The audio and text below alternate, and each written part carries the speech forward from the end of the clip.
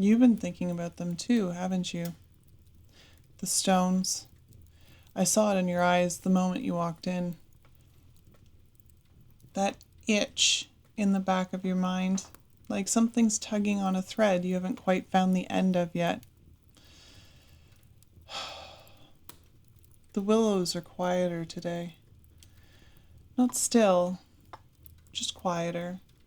And if you stand in the right part of the path, the part where the moss thickens and the light bends ever so slightly, you might feel it too. The ring, that hush, the way the air changes when you step into a place that hasn't been spoken to in a very long time. I'll tell you what they found, but you'll need to listen. This part remembers just a little loudly.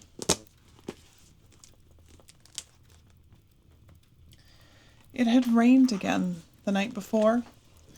Not hard, just enough to make the moss glisten and the stream beds swell with the gentle murmur, the kind that lingers and softens the edges, deepens the colors, that calls to the roots to speak more clearly.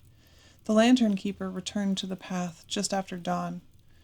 They brought no satchel this time, only their notebook, full of symbols, sketches, and half-remembered songs. And the sampler they'd found in the grove that day, folded neatly, pressed flat, the word return, still stitched in silver gray. The trees did not greet them, but they noticed. The way leaves bent slightly inward, the way the air shifted in quiet recognition. The hush was not heavy this time, just quiet and warm, not quite the welcome they expected, but something in between, like an exhale from the forest itself. They followed the same path as before, but slower, not cautious or curious, the way you move through a room someone else has just left. Every fern seemed to lean in, every tree bore marks they hadn't noticed yesterday. Some were obvious, spirals, braids, the lantern, here or there, but other marks were subtler, worn smooth by the years of bark growing over meaning.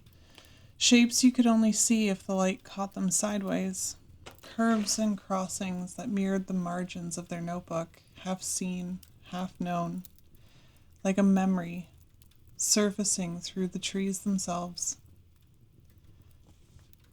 It wasn't until they reached the ridge, the one just past the hollow willow with the split trunk, that they saw it. A pattern in the slope of the land, a shallow rise ringed by stone, not the neat kind of stone you find laid by hand, but ancient stone, long set, half sunk, covered in moss and threaded with root. 12 of them, similar to the circle, each one about the same height, each one tilted slightly inward, not perfect, not symmetrical, still placed, and deliberately, as though someone long ago had formed this circle, and the land had agreed to keep it.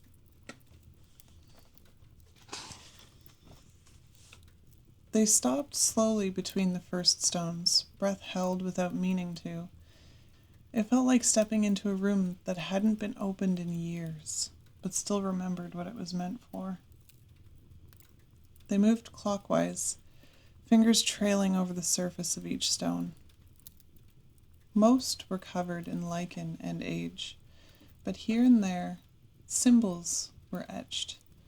One bore a braid carved in shallow spirals, just like the one left in Marin's lantern.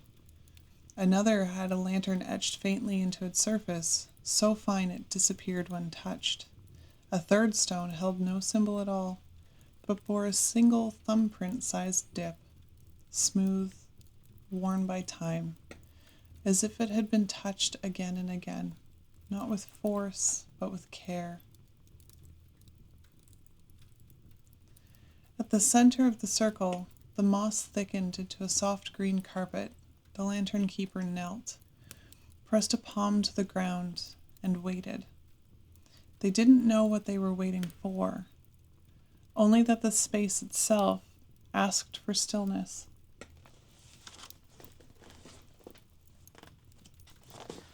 Birdsong did not return, nor wind stirred the fronds above. Even the light felt different, angled and dusted, like sunlight falling through an old window pane.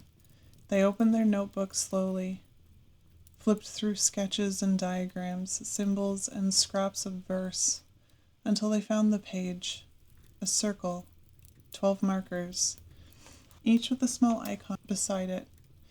Braid sprig, lantern ripple, some matched what was here, some didn't, yet they placed the sampler on the moss beside them, not as an offering, not as an answer, but as the reminder it needed to be.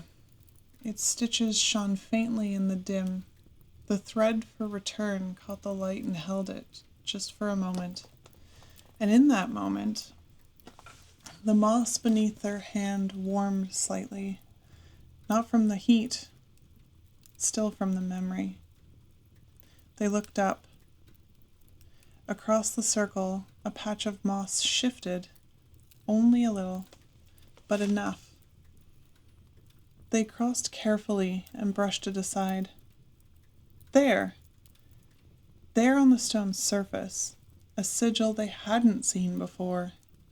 Half spiral, half flame, the lantern again, but woven with a thread curling back into its own center.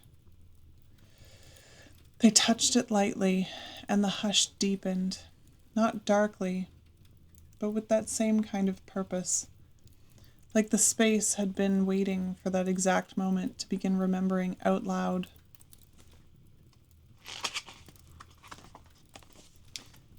They sat within the circle until the shadows shifted. They didn't write, nor speak. They just listened. To the moss, to the stones, to the quiet surrounding them, to something in the land beginning to speak again after being silent for far too long. When they stood to leave, they walked the full circle once again. One step for each stone, 12 in all. They didn't look behind them, but they did feel it. The hush following, not to hold them back, but to go with them. Back at the cottage, they didn't place the sampler back on the table. They hung it above the hearth, high above the hearth, where it would catch the evening light. The word return at eye level, a sign, a remembering of sorts, a thread held ready. And there you have it. I didn't light a lantern when I got back. Didn't need to. The kind of light that lingers after a place like that, it finds its own corners to settle in. Yes, you feel it too, don't you? You're so in tune. The way the quiet shifts once it's been heard. You feel that? Some places don't ask to be changed, just seen. And maybe remembered. Take your time going. The path will hold. And if you hear a name in the moss, or find a stone that hums when you touch it, don't be afraid. No, that's just the grove finding its voice again. I'll be here, and so will it.